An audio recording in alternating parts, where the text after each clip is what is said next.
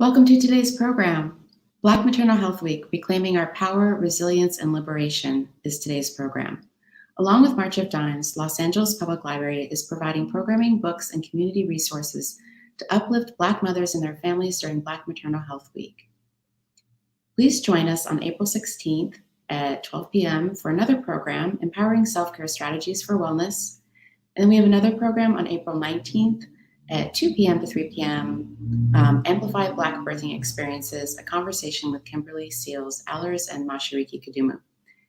Resources, books, and program information can be seen on our website at www.lapl.org/maternal and family health. And now, without further delay, I will introduce you to our facilitator and library partner, Mashariki Kudumu, Director, Maternal Infant Health at March of Dimes.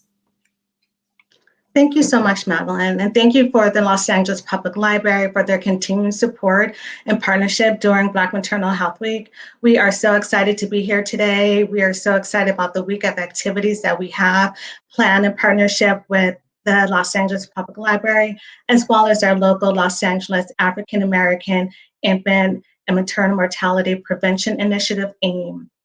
We are aware of the data regarding Black maternal health. We know that in Los Angeles County, Black mothers die at a rate that is 4 times the rate of other women. We know that Black babies die before their first birthday at a rate that's 2 times the rate of other races. And we know that Black women have a preterm birth rate that's more than 50% higher than white women. And we know that these Black-white gaps are there despite education, income, and insurance status of Black women. And the reason for this is structural racism and then inequities in our society. But Black mothers is not all, Black maternal health is not all about statistics.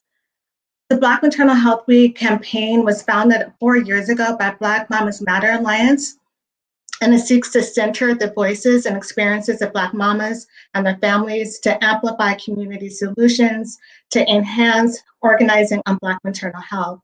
And this week is a week of education and advocacy, where we're going to focus on the root causes of poor Black maternal health outcomes. We're going to highlight tangible solutions, and we're going to shift the narrative on Black maternal health to reclaim our power, resilience, and liberation. And we're here to support all families and Black women and their birth journey, no matter the outcome. We're here to provide resources. We're here to activate our audience on this issue and to create systems change. And I am so excited about the amazing panel that we have today, and I'm honored to spend time with them. So let's get started. And before we start, I want to just let everyone know that Kimberly Durdin, our midwife, is unable to attend today because she's out of birth. So this is our work in action. And I do want to really encourage everyone to check out Kimberly and her birth center. It's Kindred Space, LA.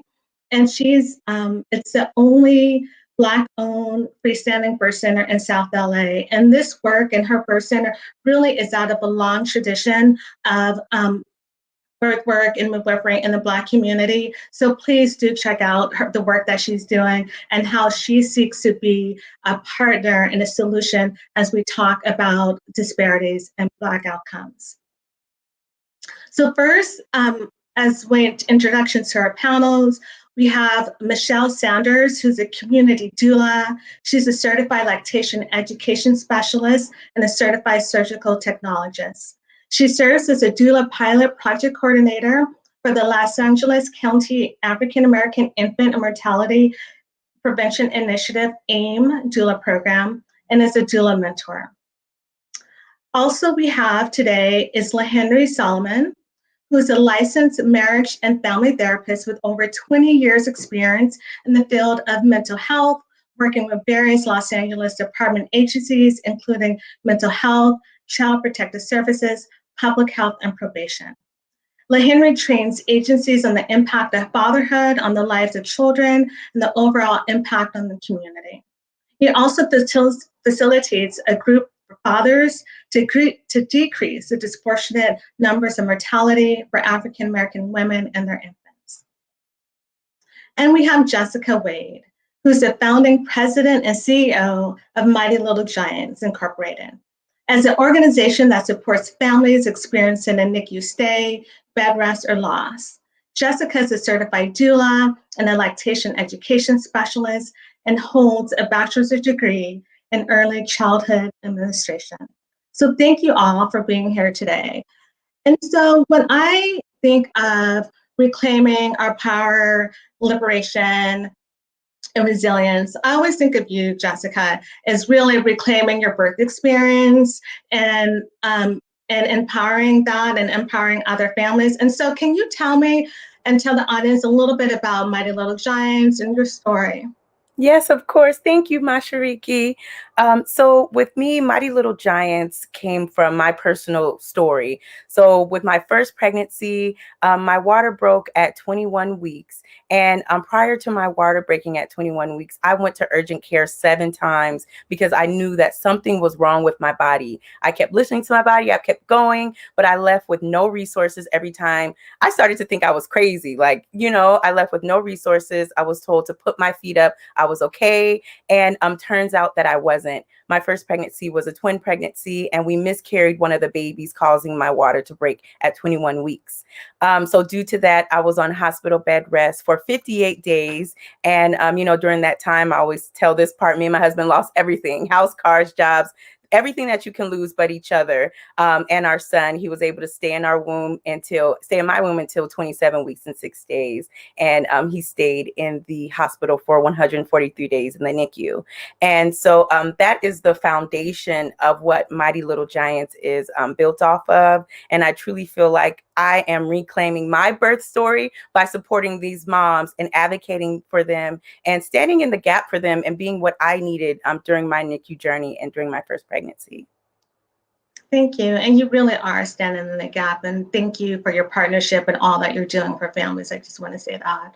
Well, Michelle, we don't have Kimberly here, but if you can touch on a little bit about the history and the importance of Black birth workers and midwives in the Black community, because they have been such an integral part of our community, and a little bit of the difference between what is a doula and a midwife. We're knowing more and more about doulas and in the public, but there's always sometimes a confusion.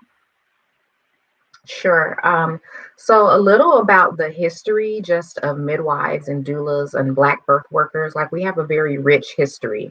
Some people think that, this is a new trendy thing that people are doing, but, a lot of our ancestors came through grand midwives who delivered them. Before birth was so medicalized and, people were going to the hospital, the grand midwives delivered everyone.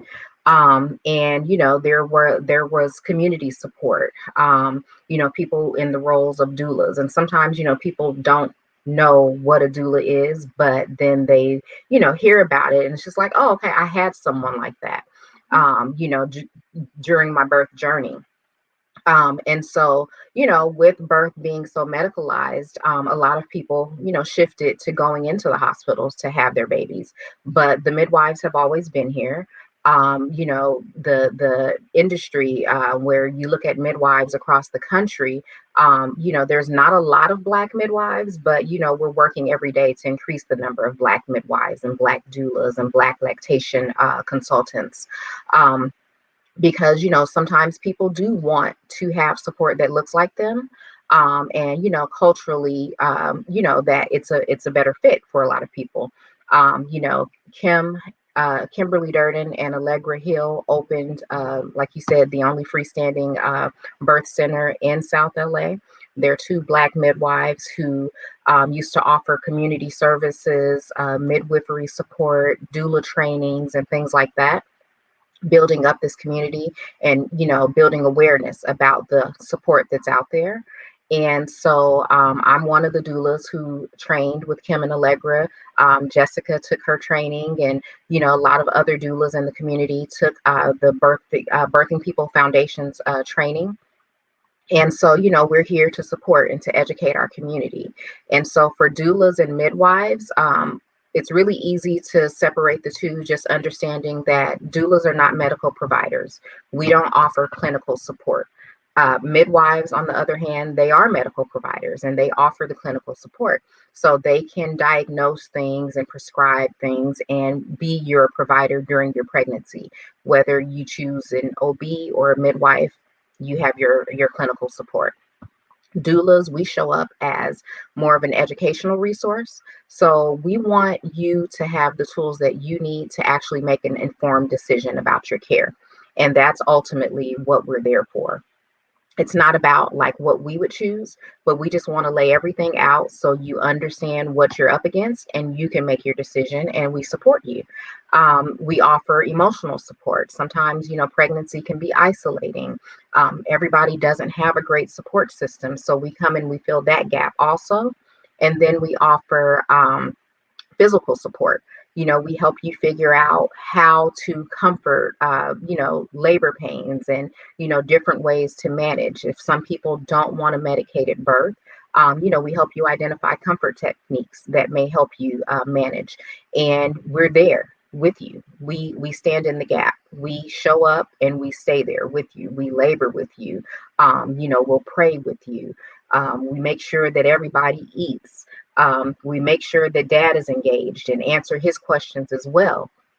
And, we stay there with you to be a part of your village, to welcome your new baby, and then, follow through with postpartum support, because a lot of people feel like getting to the finish line is when the baby is born. But we know that that fourth trimester is also important. And so doulas will still be there with you for that fourth trimester to provide the support that you need. And also to help, minimize the onset or the severity of like postpartum mood disorders and things like that are very common and a lot of people don't get support with. And so that's what we do as doulas. And through the AAIMM Doula Program, we have 10 African-American doulas that provide doula support for free to Black and African-American women all over Los Angeles County. And what's the importance of community doulas versus, or how do they differ from traditional doulas, and why are they an asset to us in our community and when we're really looking at having healthy births? So traditionally, a traditional doula will come in and we focus on the pregnancy, right? All your pregnancy related questions and, trying to prepare for labor and for the birth. And the difference really with community doulas is that although we are focused on the pregnancy, a lot of times we have to also focus on other things that may be impacting the mom's stress level or, her physical or mental health. And so as community doulas, we are working in the communities that we're from. And so we help connect people with resources. Sometimes we have clients who have like maybe housing insecurity or, food insecurity. And so it's hard to focus on building a birth plan when you're not sure what you're going to eat or where you're going to lay your head that night. And so as community doulas, we have connections with the community and can help provide resources and connections for folks so that, they can get the support that they need to now focus on having a healthy pregnancy and birth. Thank you. That's really helpful. I'm so happy you're here, LeHenry. I feel like we have these conversations around Black maternal health, and we don't often include and hear from the fathers and hear from the partners. And so I really am happy that you're here and want to just know how you became involved in this work. No, thank you for having me. It is, I'm humbled to be offered to be in this space. I view this as a protected and spiritual and sanctified space. And so I know it is not just anyone is allowed. And so I am extremely grateful for the opportunity. So I was doing fatherhood work. Well, first and foremost, I'm a father myself. And so I have a 12-year-old son and a 10-year-old daughter. And I have nieces and cousins. And so, the idea of maternal health, specifically Black maternal health, is personal to me. Professionally, I literally got an email from Department of Mental Health about an AIMM meeting. And I was like, because of the work I do in Department of Mental Health, I was like, I never heard this before. And I've been, doing father work for some time. And so I literally just crashed. I literally just crashed the AIMM meeting. Ajua and Jeanette and the team was very gracious to have me do so. I was on my way to another meeting. I left my business card and said, in any way, shape, form, or fashion, I want to be involved. There is no greater aspect of fatherhood than the support and care of our pregnant women. It starts there. And I think challenge has been that as young boys and males, we're taught to be providers. We're taught to be financial providers, and we're taught that that is how we nurture and care for both our pregnant partners and our children. And we're not taught the nurturing piece. We're not taught the value of our presence, of our time, of our love, of our care. And so that is sort of my passion in this work, and really helping other males to recognize not only how valuable we are, but to also navigate that balance, because we know bedtime stories won't pay the bills, and we know that we're looked to be the tip of that spear. But how do we balance both? Because although both are necessary, in my mind, they're both equally necessary, and in times, being there is more important. And then there may be a day or two where, I need to take that second shift. I need to work overtime a little bit, because that's also important. So just really working with males to understand that it's not an either or proposition. And we have to support each other to find ways to make that work. But most importantly, for me in this work, it is all about African-American women and our children, and anything we can do to support that. I'm here for. So again, thank you so much for allowing me to be in this space. Thank you. Thank you. Sometimes we hear, Michelle, and this might have been your experience, that people will say, well, oh, I don't need a doula because I have my partner. Or sometimes partners feel left out of, if a doula comes in, left out. And really, how are you supporting the dads and the partners during birth? So first and foremost, I always ask about like your partner involvement, and let clients know that we want to work with your schedule. So I want to see you when your partner is available to also join, right? And just like mom may have a list of questions, I encourage the partner to also make their list, because that'll be some different questions, right? And so we look at how I can, or we as doulas can teach the partners the same comfort techniques that we would use on mom, so the partner can do it. Making sure that the partner understands that as a doula, I'm not here to replace you ever. I'm here to complement this team and support the whole family unit.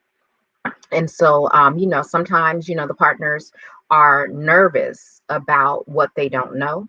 And so, just like the education is for mom, the education is also for dad or the other partner.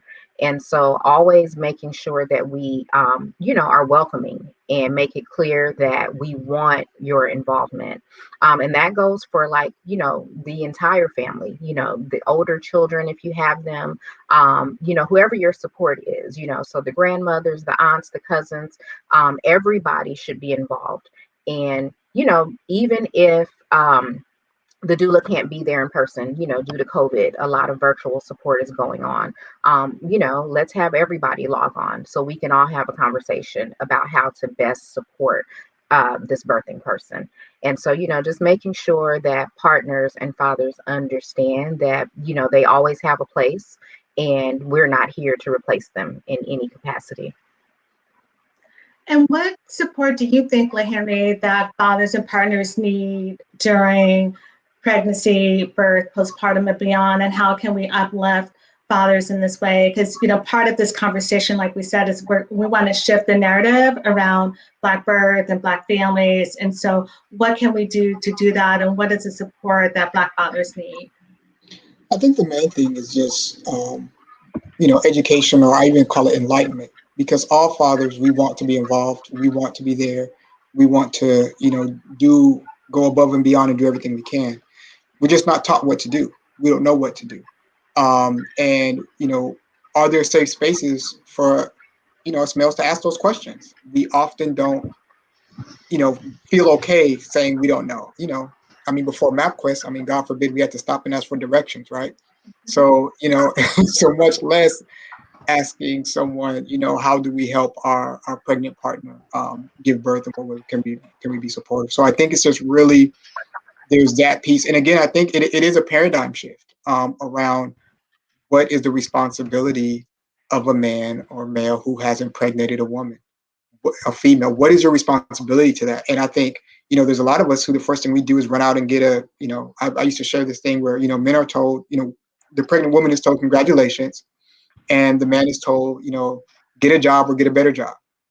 And so I think, we're often out there, dotting those financial I's and crossing those financial T's. And we think that's where our energy should be spent, not really recognizing how our partner is feeling and what she's doing. And because then it plays on her, right? Now she's like, well, I don't want to tell him don't take that second shift because he's working hard to try to make this money. And so it's really this back and forth sort of paradigm that we have around what should be the father's focus. And so I think taking a lot of time, to work with us and really realize this is as important. And again, the safe space to realize, there's going to be some change. There's going to be some fluidity to it. But, I tell fathers all the time, you don't have to be right. You just have to be there. And, we will make many a mistake along the birthing journey. None of them intentional, but, just understanding that, our presence is needed. It's welcome. And it's the greatest support, per the research that we know around breastfeeding, around just overall health, around neo-mortality rates. I mean, just being around and involved greatly decreases negative outcomes. And so a lot of us just aren't aware of that fact. Thank you for highlighting that and lifting that up. We know that our communities are more impacted by COVID than other communities, and that with COVID, there's been changes in prenatal care and hospital policies, and sometimes they're changing daily. And wanting to just know from you all, what do you see?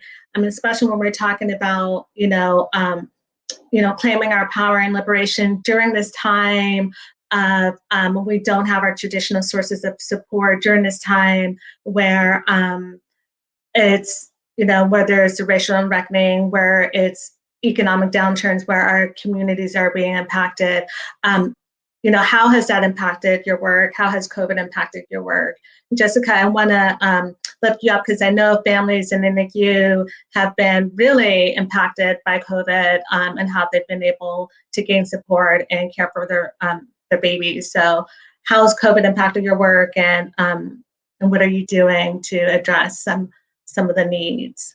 Yes, thank you. So COVID has impacted so much with Mighty Little Giants because we were going into the hospitals regularly to provide, our support groups. So everything has become virtual. And then a lot of our moms and birthing people are having to endure the NICU day to day by themselves. And so we're encouraging them to continue to advocate for their, for their baby's needs, advocate daily, join the rounds if you can, stay as involved as you can. And we're also providing more emergency financial support for the families, because a lot of these families, they not only have their baby in the NICU, they have children at home that are distant learning while their spouse is trying to work. And so it's just like a melting pot of like just stress, for our birthing people. So being there and providing them with the mental support that they need has been our shift. More so mental and emotional support.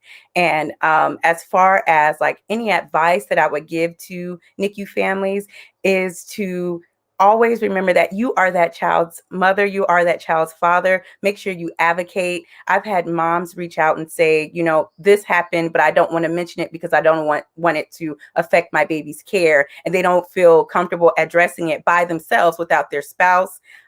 Their spouse might have COVID and can't ever come into the NICU, due to the severity of the sickness of the babies. So advocating, knowing that your voice matters, and look for a virtual support group. Right. What about you, Michelle? How has COVID impacted the work that you're doing? And also, what do Black families need more during this time? Are there issues that have come up, and how can we support our Black families during this time? So the main issue that came with COVID was having your doula with you in the hospital. There were all these restrictions on, visitors or your support when you went into labor, into the hospital. And so, we saw some women having to go in completely alone, which is crazy, scary. Even like the father wasn't able to be there to, participate and witness the birth of their child. And then, once people, understood more about COVID and things changed, and, we pushed to get, support back into the hospital. And then, virtual support became a thing. So typically, like the work that we do as doulas, we're very hands-on, touchy-feely. We want to be there with you. And, we had to switch to virtual support. But, for some people, it still was, a good experience to have their doula there, like on video chat with them while they're laboring, interacting with the staff and, coaching them. And so, we just had to pivot with COVID. And then the other thing is, like I mentioned earlier, the isolation. Like sometimes pregnancy comes with isolation anyway, but then you're in a whole pandemic. And, we see people who are just like, I can't even have my mom come in from out of town. The way your family would usually show up and surround you, people weren't able to have that. And so we tried to do what we could to provide, as much support as we could virtually or even in person. So the doulas on my team, we provide them with personal protective equipment. They do COVID screenings, and, we've been allowed to still see our clients in person as much as possible. And, so we're appreciative that we can do that sometimes for people. A lot of people in Los Angeles are not like me, born and raised, they're transplants. So, they came from somewhere else, and, their family is across the country. So, we were their only support in some instances. Thank you. One thing I heard, LeHenry, that some of the fathers and partners were expressing was this guilt, right? That if their partner was at home, pregnant, and then they were an essential worker working and out, and having stress about being out because they had to work and coming home and bringing COVID maybe home into their family, especially having a pregnant wife. Just wanted to know, like, what were some of the needs and concerns of Black dads during COVID and during this time, and any advice and resources that you have for Black dads out there? Yes, thank you. I mean, I think the concern was all of the above, right? I mean, I think a lot of times, just in general, and again, there's that theme amongst partners, specifically fathers, around that financial provision. And so, the idea that, okay, what do I have to do to make this money? And for some dads, that priority superseded the health, because it's just that strong, presence, right? That amongst all things, money is the most important things. And although that may or may not be the reality, that is definitely the perception for a lot of the fathers that we work with. And so just really allowing a safe space for them to sort of process and speak to that. And then just ensuring and talking about processing, like, what can we control, right? So if we're able to work and we have to go out there, all we control is the safety measures and protocols that we engage in. And after that, if we have a belief system, we lean on that.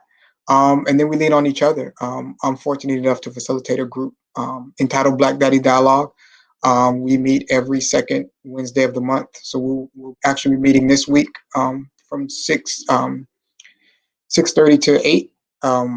And it's a virtual space, of Zoom, which has really been supportive during COVID, because a lot of dads who couldn't make the physical group are able to sort of to log in. And what's really unique about this group is the focus is on the ethnicity and the racial identification of the mother and our children. So the racial identification or ethnicity of the dads does not matter, but it is a specific space to support African American women and our children and those who identify as such. And so, just a space for us to come together, and it's been a unique thing to see, because we have fathers in there from all ethnic race backgrounds, and they come in and they're kind of like, I don't know how you're going to receive me or accept me, but but I'm I'm married to an African American woman, or my African American girlfriend is pregnant, and I know that I want to be as supportive as possible. So there's that space there, and it's an ongoing group. The only thing you need to do to meet criteria is just that: be supporting, and you don't have to be the biological father, stepfather, uncle, granddad, brother, who just a positive male figure that is supporting African American women and children. I am not concerned with the blood relationship at all. If you're a positive male figure and you're supporting that woman and those children, we want you to come as often as you can, whenever you can. We're that second Tuesday from 6:30 to 8 is always open. And so if we have a father or partner out there, or a male figure, how can they, is there a website, how can they learn more about the meetings for Black Daddy Dialogue? Yeah, they can email me directly, fathersforabrighterfuture@gmail.com. And we have the flyers that can send out. I create a Zoom link and I just forward them the link via their email. It's very casual in that way. I mean, the whole point of this space is to get away from any sort of negative or deficit identification. I think that's been the other challenge with working with fathers in particular, and birthing partners. It's been this idea that something has to have been wrong. Something is going on for you you need this group because there's this issue. You need this group because there's that issue. And so I wanted to make access to this space as casual as possible. Just come on. I think that's one of the things I experienced in the challenges I experienced in doing the fatherhood work was all the services were around the deficit. Well, if Child Protective Services is involved, okay, here you go, Dad. If you have some sort of struggle with addiction or things like that, okay, here you go, Dad. Or financial issues, or you need a job, here you go, Dad. And it's like, what about those of us just out there that want to talk to another dad? And it's not about always the challenges. We like to go through those and talk about the videos and our baby's first words, and we do all that too. We do all that too. So where's us around that? And I really wanted this space to speak to that, and I was just really excited of weapon children because we are the most compromised population. There's an old saying, when other people get a cold, our community, we gets the flu. And so, it's really about protecting that space, protecting our women, protecting our children, and advocating against those entities and systems that don't value them the way we do. But for sure, the Black men out here, we love our women and our children, and we will make sure the world knows that to all in. So I wanted to make the space as casual as possible to enter. It's not about anything other than supporting our women and our children. Thank you for that. And I thank you because this is all about, there's that narrative out there, right? And we're going to shift this narrative and we're going to frame the conversations for ourselves, right? And when we really talk about like our liberation and freedom. So I really do appreciate you, LeHenry, lifting that up so that people know what Black fathers need and what they're thinking up there. So I appreciate that. What about you, Jessica, thinking about Black families in the NICU and you standing in the gap, and what are the needs of Black families that have NICU stay, that have been on bed rest, that have experienced a loss, and how is Mighty Little Giants what's addressing?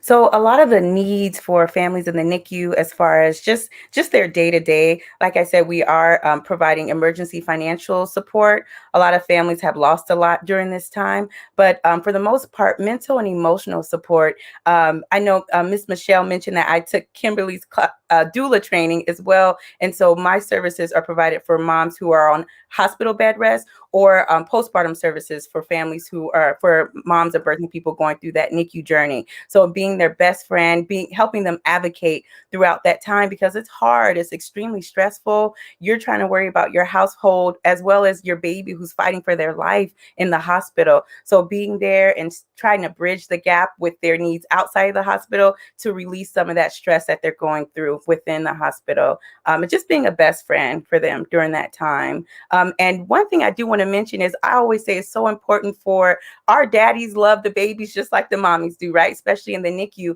And I always tell the hospital staff when you're talking and you're telling the mom about the day that the baby's having, make sure you look and address the dad as well. There were multiple times where my husband was standing right by me and the doctors were talking directly to me. And my husband actually brought up something that was going on with my son internally. The doctor brushed it off. And by them brushing it off, it actually extended our son's stay for 3 months. So taking what daddies say seriously, because they stand in the gap for moms when we can't, sometimes we need somebody to lean on as well. And so just paying attention to both people in the room is important. And so I make sure that our dads are doing their kangaroo care and teaching them methods on how they can support and be there for their partner as well. Thank you. It looks like we're getting a lot of questions in the chat, Michelle, about being a doula. How can folks connect with the AAIMM doulas, and how easy is it to connect? So can you tell us a little bit about, have the program's been about 2 years now, how many families you've seen, how people can connect if they're a pregnant family, connect to the doula program, and then if people are interested in becoming a doula? Yeah, so the AAIMM Doula pilot project launched in November 2019. And through that pilot, it was about a year and a half that we were in the pilot phase. And we saw almost 400 families during that time. We had probably close to like 600 referrals. And, people were happy. They were excited that they would have access to a doula. And, this isn't an income-based program or an insurance-based program. So it doesn't matter if you are low income, middle income, if you have, insurance, Medi-Cal, no insurance. You just need to be Black or African American, be pregnant, and live in Los Angeles County. And you can get a free doula. Because we know that the disparities don't discriminate based on, education or insurance or your income. So it's open to all, Black pregnant women. And, we provide doula support just like if you were paying out of pocket. You would have a doula who basically they work for you. We don't work for the hospital. We don't work for the providers. We work for you. We want to know what you want. What is your ideal? What does this journey look like to you? And we want to try to help you create that. We help you create a birth plan and also educate you on, all the things so that, when we have to sometimes deviate from that plan, hopefully we're still prepared for, the outcomes. And so blackinfantsandfamilies.org is the landing page for the AAIMM initiative. And there you can find about the doula program, the countywide initiative, all of our partners and how you can get involved. And also, through the AAIMM initiative and through this program, we were able to provide trainings to the community for people who wanted to become doulas and lactation educators and things like that. And we do plan on offering another training for, some folks who want to become doulas. And lastly, for people who are looking for a doula, they can also start at blackinfantsandfamilies.org, or they can email me directly at msanders@ph.lacounty.gov. It's a very simple process. You can be super early in your pregnancy. Like I just found out I'm pregnant today. Can I have a doula? The answer is yes.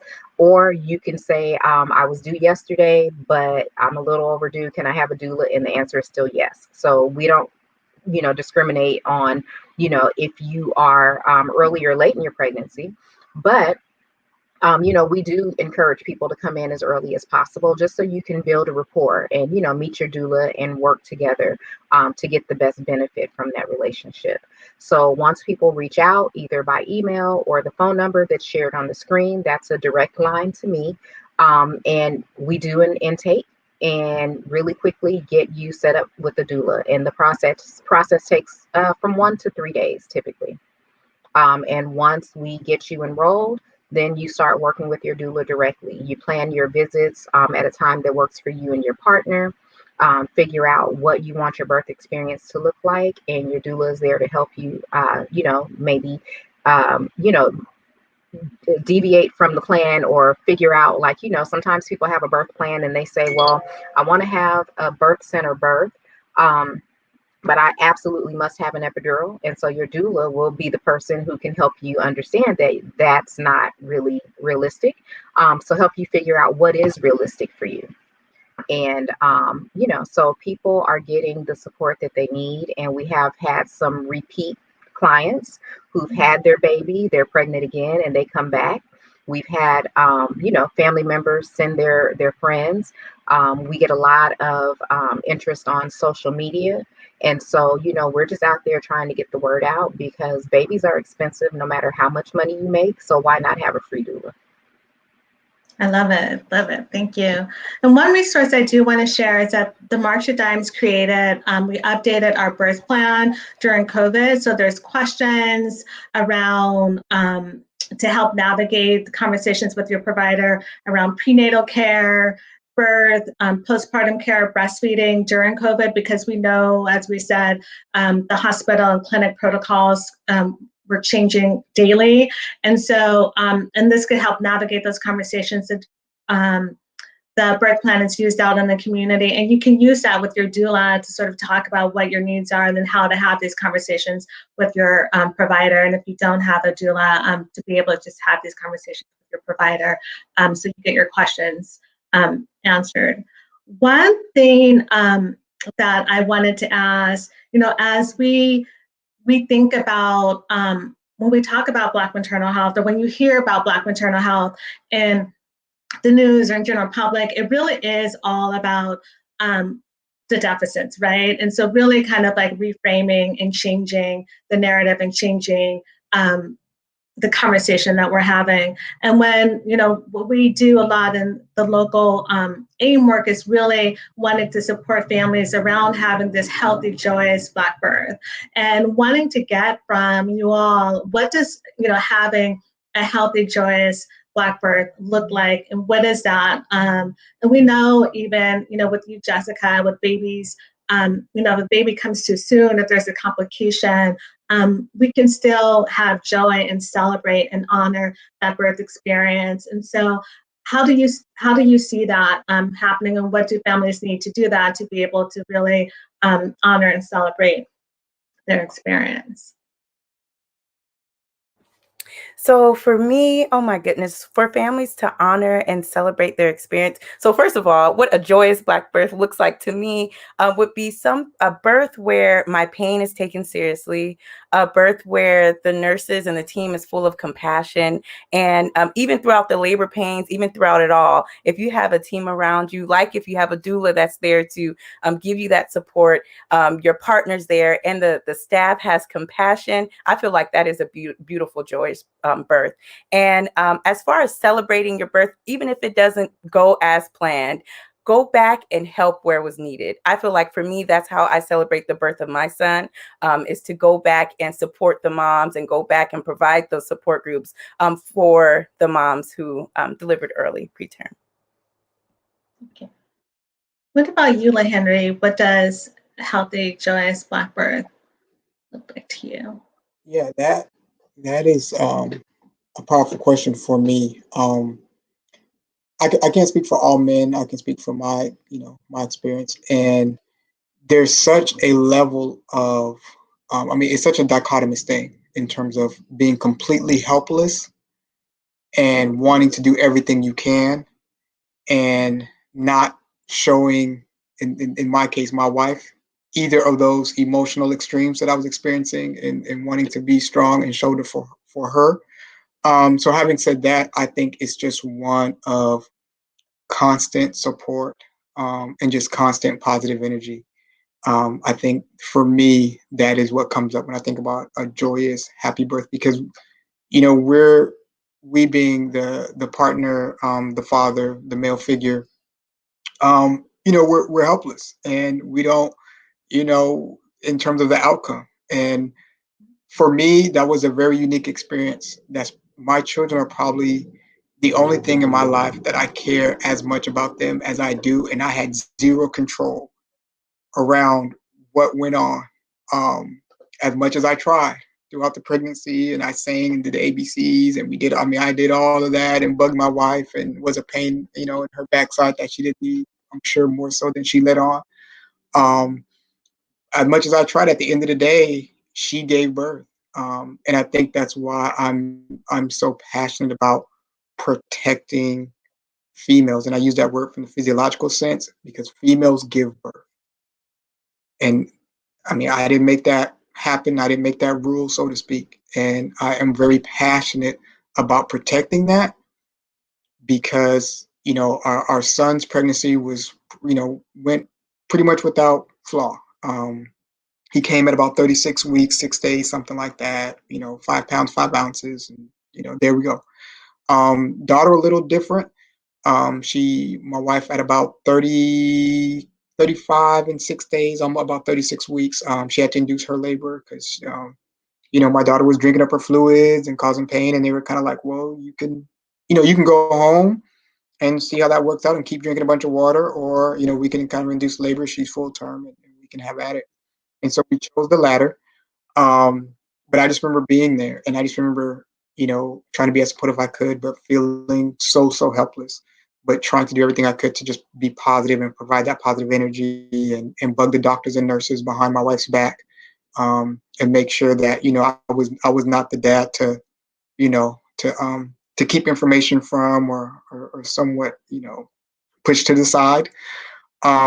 And so I think that's to answer the question, I think that's what comes up for me, just extremely positive, extremely supportive, and one full of information, whatever that looks like along the way. And we were extremely blessed to have two healthy children, and who run around and do all the good things that they so choose.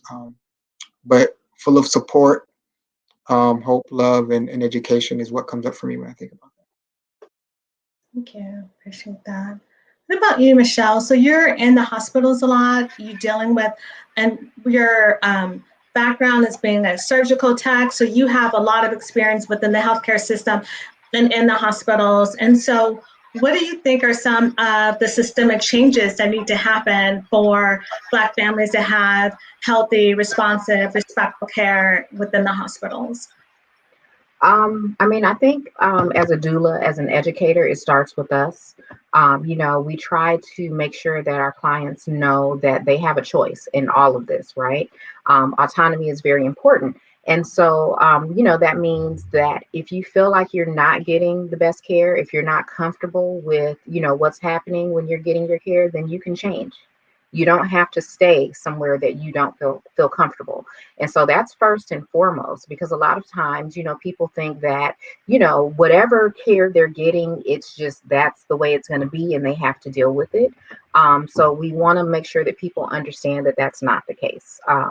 You can, change providers, even if you're in labor and you don't feel comfortable with a nurse or another staff member who has been assigned to you, you can ask for them to be swapped out for someone else. So, always making sure that, the birthing person, the family, that everyone feels comfortable. And then also embracing and uplifting Black birth workers for Black people. And I mean, the same goes across the board for anyone, culturally congruent support is important. And so, some people, they just want a doula.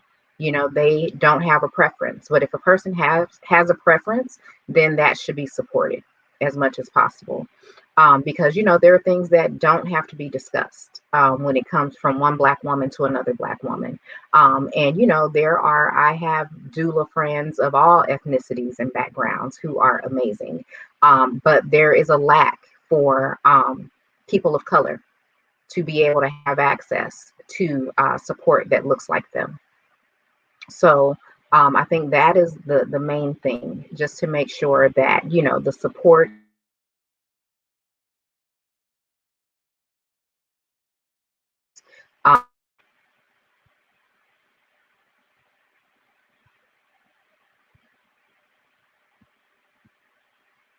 We missed the last part of what you said, Michelle. Yeah, I was just saying that, like, I have, doula friends, birth worker friends of all ethnicities and backgrounds. And, across the board, there's a lack in having culturally congruent support for people of color. And so uplifting and supporting birth workers of color will help us move in the right direction. Thank you. And you're saying, because one of the questions that came up is how can white birth workers be allies and co-conspirators in this work, right? And I don't know if you want to touch upon that a little bit also too, but knowing that there are, there's data out there that says that when there's culturally matched and congruent care, there's better outcomes for Black babies, for Black moms. And so for families who want that experience to be able to have it, if they're able to. But can you speak to a little bit about how, white birth workers or others can be allies and co-conspirators in this work? Yeah, so we welcome everyone to join the AIMM initiative. And so, again, you can go to blackinfantsandfamilies.org and start there. You can join a community action team. We have them in SPA 1, SPAs 2 and 3, I believe, and 6 and 8, which is South LA, South Bay area. So, you can join one of those community action teams and get involved that way. We also have a doula advisory committee that's made up of doulas from all backgrounds and community members and people who, want to share their input and support the work that we're doing. And so those are ways that folks can get involved. Also, for providers specifically, we're always here to share and to collaborate with providers directly so that we can figure out ways to better work together to support birthing people.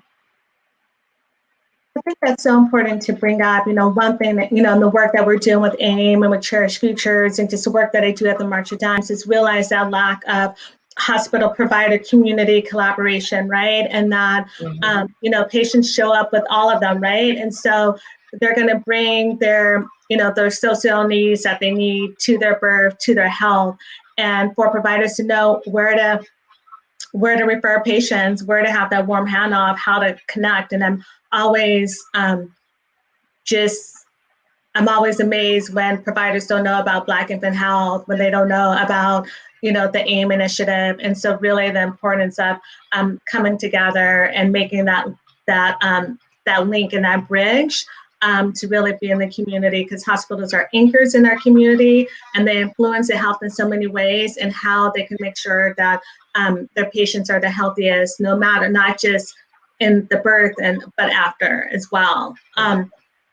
And one thing, the March of Dimes has a consensus statement on birth equity, and we really do talk about that needing to go out of when we think about the solutions to improve outcomes. It's not all in the clinic and the hospital, and really addressing neighborhood factors, really addressing systems factors, really uplifting the Black-led solutions, Black researchers, because that's how we're really going to address. It's a multi-pronged approach that is needed to close this gap in the Black-white outcomes, and that it's not just there's the structural factors within the healthcare system, but there's also the structural factors that we just encounter in our day-to-day lives. And so as we kind of close out, what's one, whether it's a solution, a policy solution, program solution, community solution, if you had your, $50 million, you could do whatever you want. If you had, your 30-minute meeting with the governor or the president or vice president, what would you say? What would you uplift? And can I start with you, LeHenry? Absolutely. I mean, I think what I will uplift is just the reality of the situation, which is, as in all systems, it was, all of our systems are created due to a racial inequity. And this system is no different. And in order to ensure equity, in order to ensure safety, in order to ensure positive outcomes for all our communities and all our kids, this has to be addressed. And it has to be addressed the same way it was created. I mean, I find it very interesting that, you know, some of the solutions or some of the conversations around a lot of these issues, you know, there are those who want to avoid the rationale for why it was created the way it was created in the first place. And so the question may come up, well, why are you looking at it through this lens as opposed to that lens? Is because, well, that wasn't the lens that the system was created through. So for me, if we want to talk about change and we want to make equity and we want these positive outcomes, we have to start with how it was created. And so I think that's very important. And I would advocate for resources around education, because it's not about finger pointing, it's about reality. And I think, unfortunately, recently there's been this push to sort of politicize reality, politicize fact, as opposed to just recognizing fact and saying this is what it is. You know, I'm under 6 foot tall, unfortunately, and that is a fact I must address. And it is what it is, right? It's not something that can be spun or shifted or moved. And so I would expend the resources in educating around fact and moving forward through the lens of those factual realities. Thank you. What about you, Jessica?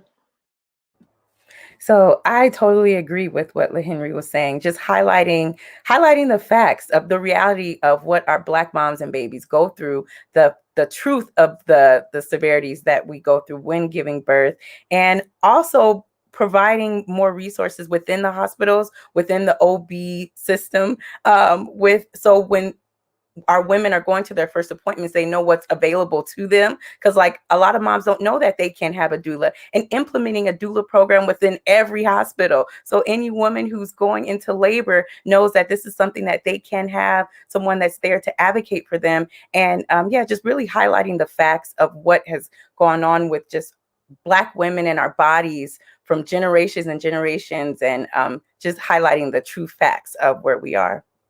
Yeah. Thank you. Michelle, to close this out. You know, so LeHenry and Jessica pretty much covered it. Like, you know, we are, you know, those of us on the front lines, like we are sharing the facts. It's not comfortable for everybody, but, you know, we want to make sure that people understand why we are where we are and what needs to happen to move the needle, right? To change that narrative. And so for me, being, you know, having a medical background and also being a doula, you know, I love it when people want me to speak to providers and especially medical students, because, you know, now we are connecting with them before they are practicing, before they have their patients, and giving them this lens to look through, and hoping that, you know, they will understand that this isn't what you're taught in medical school, but you have a decision on how you choose to practice. And so that's a big thing for me. So if I had, you know, these millions of dollars to be able to talk to every medical student about, you know, implicit bias and things like that, and help them, you know, see what is ingrained in the system, and give them the opportunity to make a different choice. Like, ideally, I would love to do that. Thank you. Thank you all for just your passion and the work that you're doing in the community, and really, you know, uplifting our Black families. You know, these conversations aren't easy. You know, as you say, people don't want to address, you know, racism and the structural inequities, but for us to move forward, we have to, because this is the underlying cause. And so I want to thank you all for being here. Please check out the resources that we dropped in the chat. You know, Black Daddy of Dialogue, checking out Miss Jessica Wade and Mighty Little Giants, as well as the AAIMM initiative. Also to the March of Dimes resources, our birth plan, as well as our consensus statement on birth equity. And then our Share Your Story website for is a a community for families that have experienced birth defects, preterm birth, or loss, because we know, as Jessica said, that when you can share your story, when you're with others who are standing in the gap, who know your experience, you don't feel alone, and that emotional support is so important. So thank you again to the LA Public Library for creating this space and uplifting our Black families and the programming during Black Maternal Health Week. And please join us throughout the week for our additional programs. Thank you so much.